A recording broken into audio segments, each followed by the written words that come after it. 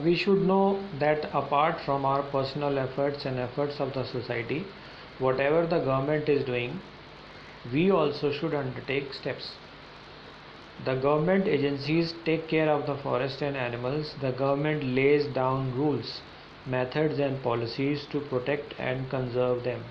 You all read about this, you have read it everywhere. But what is actually happening? The actual happening is that no, there is no ownership. A person who's, as a human being, as an individual, what we are doing. The government makes rules, methods, and policies to protect and conserve these habitats.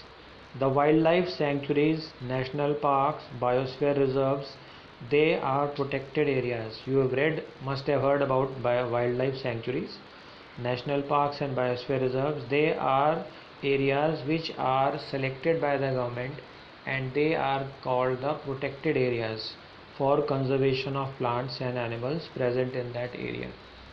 So a wildlife sanctuary, now all the three are not of same size. They will, one of them will be bigger, one of them will be smaller, but they are special areas where plants and animals are kept protected from each other. To protect our flora and fauna, flora means the plants, fauna means the animals. So when we want to protect our plants and animals and their habitats, the place of living, protected areas called sanctuaries, national parks, and biosphere reserves have been marked. So there are different parts of, not only in India but every country, they have marked places where the animals and the plants who are living in that, growing in that area, they are protected.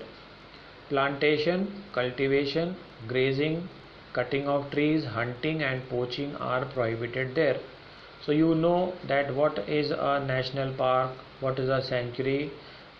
The activities mentioned here, you can't plant anything, you can't cut anything, you can't grow anything. Hunting and poaching, killing the animals for fun is strictly prohibited. The definition of sanctuary is mentioned here: areas where animals are protected from any disturbance to them and their habitat. So what do you think a sanctuary will do? A sanctuary can be a sanctuary for animals, it could be a sanctuary of birds. So it is a place where the animals are kept protected. So when animals will be protected, when no one will hunt, then the population of the animals will increase. So the question arises, why do we want to have protect the animals? Why should we protect the animals? This is a step which has been taken care in the few 30-40 years. Before that there were no sanctuaries. 100 years ago there were no sanctuaries. There were no national parks. So why did the human beings think about making a sanctuary or a national park? Is it really important? What is the importance? You have